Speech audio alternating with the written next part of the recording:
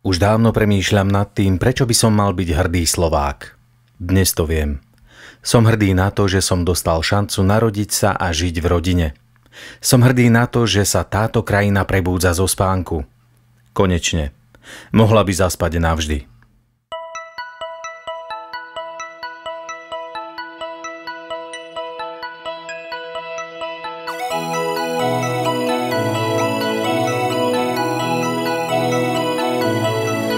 Rodina to som ja, sestra a brat. Rodina je otec a mama.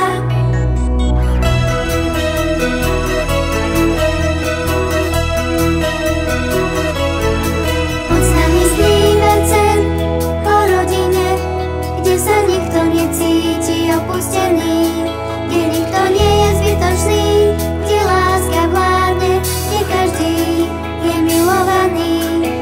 Vlastne nešlo o nič. Žiadne prejavy, gestá či eskamotérska urečnenosť. Len ukázať, že sme tu. Deti by to aj tak nezaujímalo.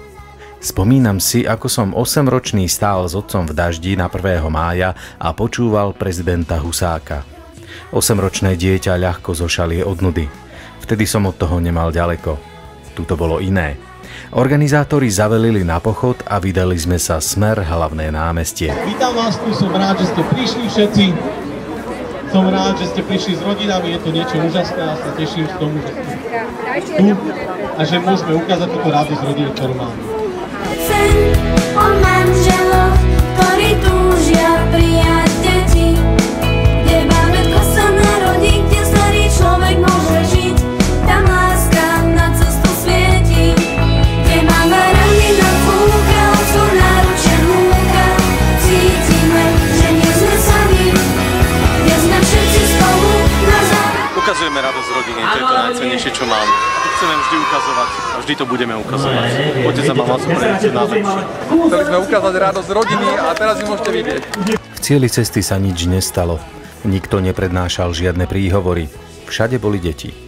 Pred historickou budovou Slovenského národného divadla sa na pódium postavili pesničkári, zaspievali pesničky. Potom prišiel čarodejný šašo a bolo veselo. Ak by niekto čakal senzácie, nedočkal by sa. Stretol by tam len deti s otcom a mamou. Nič viac ani menej. Len rodiny. Rodina to som ja, sestra a brat. Rodina je otec a mama. Radosť zo života, vydáme nový deň. Necíť sa sám, necíť sa sama. Rodina to som ja, sestra a brat. Rodina je otec a mama. Radosť zo života, vydáme nový deň. Necíť sa sám, necíť sa sama. Necíť sa sama.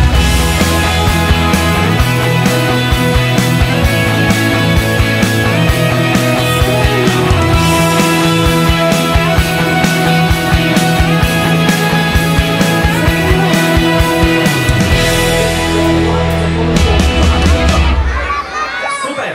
Každý si teraz zoberie do ruky trošku z nejakej farby, ja si beriem modrú z nohavíc, chyťte si farbu do ruky, poriadne. Tak, a keď poviem 3, 4, hodíme farby na knižku. 3,